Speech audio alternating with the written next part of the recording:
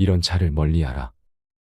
사람을 사귈 때는 뻔뻔할 정도로 유들유들한 자, 늘상 침착하고 동요라곤 전혀 없는 자, 여러 가지 차선책을 모색해두는 자, 사람을 원망해 본 적이 없는 자, 약삭빠른 자를 배제하라.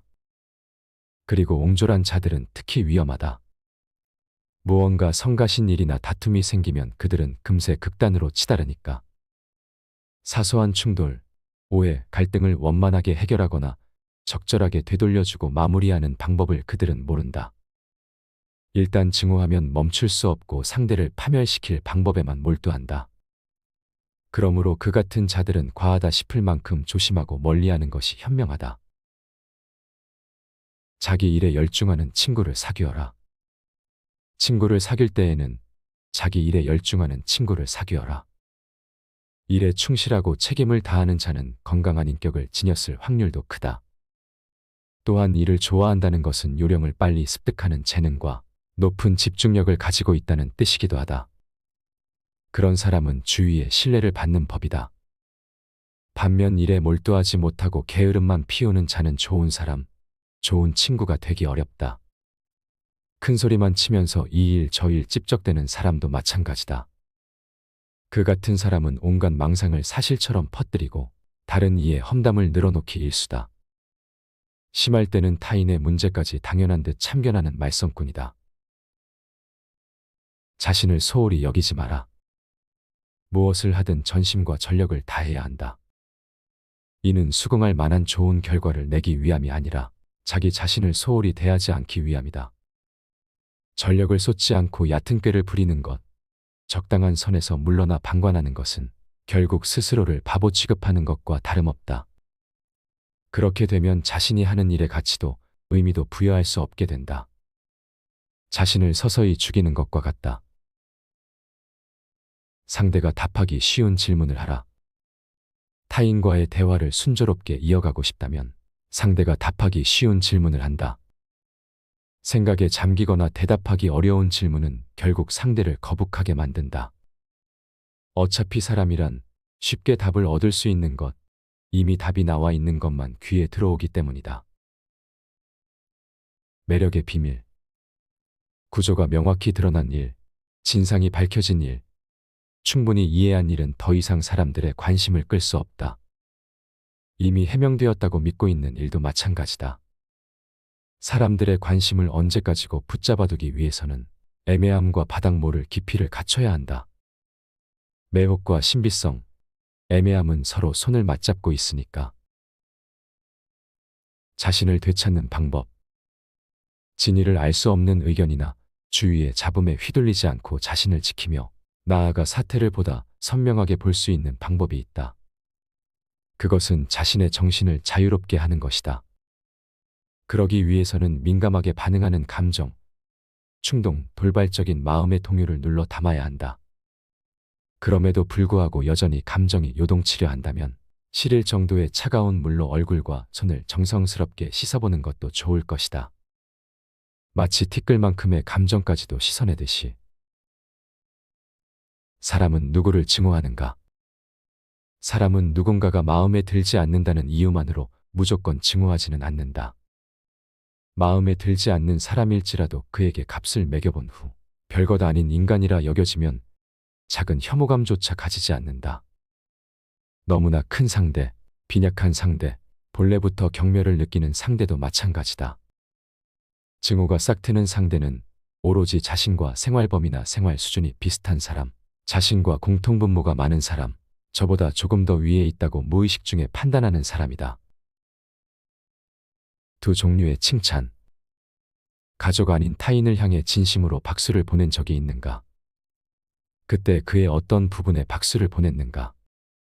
당신의 능력이나 성과와 일치하는 부분, 당신과 닮은 점에 대한 아낌없는 칭찬인가? 아니면 어느 것과도 결코 닮지 않은 부분에 대한 칭찬인가?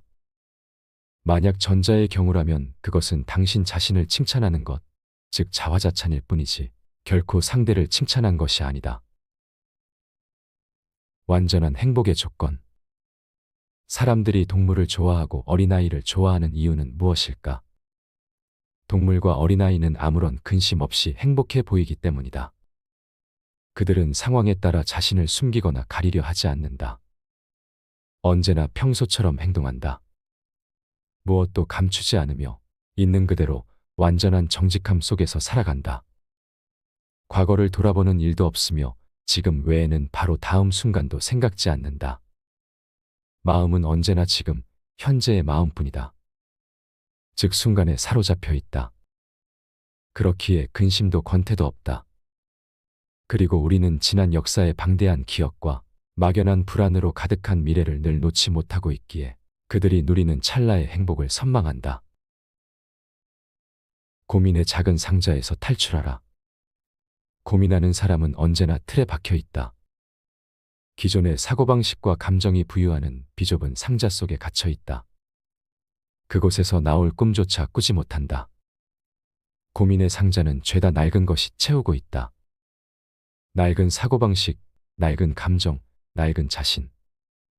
그곳에 있는 모든 것은 조금도 발전하지 않은 과거에 머무르며 같은 가치, 같은 이름을 가진다. 사실 이를 깨닫는 것만으로도 이미 고민의 상자에서 탈출하는 방법을 아는 것이다. 이름과 가치를 스스로 결정해보라. 병을 새로운 세계를 향한 달이라 이름 붙이고, 고난과 수고를 인생이 주는 시련이라 이름 붙이고, 방황을 편력이라고 이름 붙이고, 빈곤을 현재를 만족하는 연습이라고 이름 붙이고, 역경을 도약의 기회라고 명명하듯이 그것만으로 상자는 새로운 가치로 자연스럽게 채워진 전혀 다른 공간이 된다. 그리고 삶은 풍요로움에 더 가까워진다. 기다리지 말고 나아가라, 살아라. 언제나 한자리에 우두커니 머물러 있는 이가 있다. 대체 무엇을 기다리는 것일까? 저 멀리서 누군가가 찾아오리라 믿는 것일까? 언제 올지도 모르는 행복을 그저 막연히 기다리고만 있는 것일까? 기다리다 보면 누군가가 나타나 기적처럼 지금의 고통에서 구원해 주기라도 하는 것일까? 혹은 어느 날 신이나 천사가 내려와 축복해 주기라도 하는 것일까? 그러다가는 끝내 기다리기만 하는 인생을 살 것이다. 지금 우리가 해야 할 일은 다시 한번 최선을 다해 새로운 인생을 사는 것이다. 지금 이 순간 그리고 다음 순간에도 온 힘을 쏟아 최고의 인생을 살아내는 것이다. 끊임없이 도전하라. 젊은이는 그저 그런 승리가 보장된 인생을 탐하지 말아야 한다. 안정이 보장된 미래를 꿈꾸지도 말아야 한다. 끊임없이 도전하라. 100번이라도 주저없이 도전하라. 수많은 실패가 뒤따를지언정 포기하지 말고 부딪혀라. 실패와 성공을 반복하며 도전하는 것이야말로 생생히 살아있다는 증거다. 그러니 모든 것을 속속들이 파헤치고 몸부림치며 도전하는 하루하루를 살아라. 지치지 않고 도전을 거듭한 인생은 다른 누군가에게 단단한 용기가 될 것이다. 획일적 사고와 태도의 늪에서 단호히 탈출하라. 개인의 사고방식 혹은 감정을 느끼는 방식을 두고 사람들은 마치 식사예법과 같은 법도나 기준이 있는 양 주장한다. 그러나 일이나 사건을 대함에 있어 정해진 감정을 품거나 사고해야 할 이유는 없으며 주위 사람들에게 맞출 필요도 없다. 세상 사람들이 이러이러한 일은 이렇게 생각하고 저렇게 행동해야 한다는 공식을 수없이 늘어놓지만 그들 역시 누군가에게 빌린 매뉴얼을 그대로 이행하고 있을 뿐이다. 스스로 사고하고 스스로 느끼지 않는다. 획일화된 사고방식과 견해, 태도 아래 자기 자신을 고스란히 잊고 살아간다. 인생의 의미는 그 손에 있다. 세상의 의미를 찾아 나선 자, 인생의 의미를 찾아 나선 자, 자신의 의미를 찾아 나선 자들은 사막에서 빈손으로 어찌할 바를 모르고 있을 것이다. 그들이 찾는 의미란 것은 어디에도 놓여 있지 않으며 숨겨져 있지도 않기 때문이다. 애초에 의미란 존재하지도 않았다. 그렇다고 세상이나 인생이 헛된 것은 아니다. 인생의 의미는 스스로 만드는 것이다.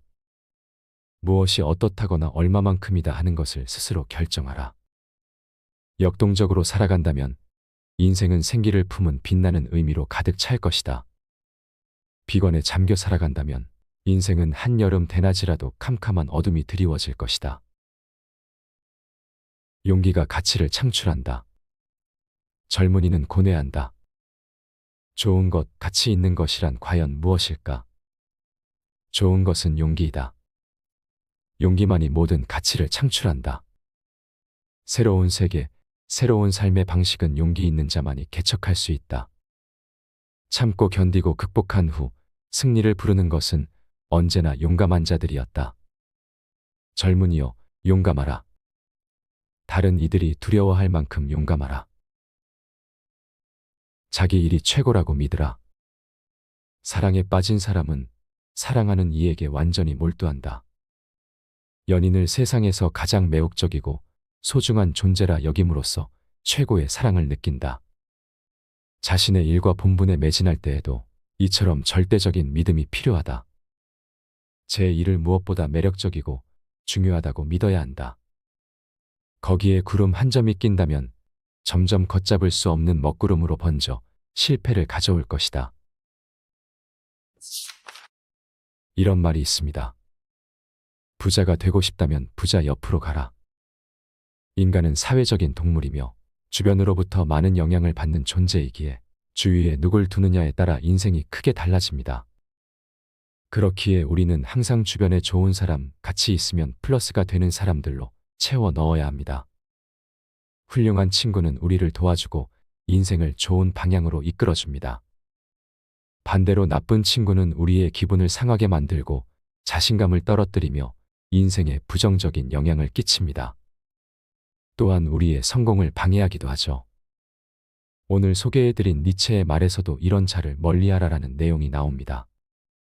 사람을 사귈 때는 뻔뻔할 정도로 유들유들한 자, 늘상 침착하고 동요라곤 전혀 없는 자, 여러 가지 차선책을 모색해두는 자, 사람을 원망해 본 적이 없는 자, 약삭빠른 자 등등. 곰곰이 생각하면 제 주위에도 이런 사람들이 있었던 것 같습니다. 그들은 제 옆에서 제게 안 좋은 영향을 끼쳤죠. 다행히 지금은 이런 인간관계를 어느 정도 정리했지만 그래도 항상 경계하고 조심하고 있습니다. 혹시 여러분 주위에도 이런 사람들이 있나요? 만일 있다면 천천히 멀어지시기를 추천해드립니다. 오늘 소개해드린 책에는 이외에도 니체의 삶에 대한 지혜가 가득 담겨 있으니 자세히 알고 싶으시다면 한 번쯤 책을 읽어보시는 것을 추천해드립니다. 여러분의 고민에 대한 답을 책에서 찾아 알려드리는 책사람이었습니다.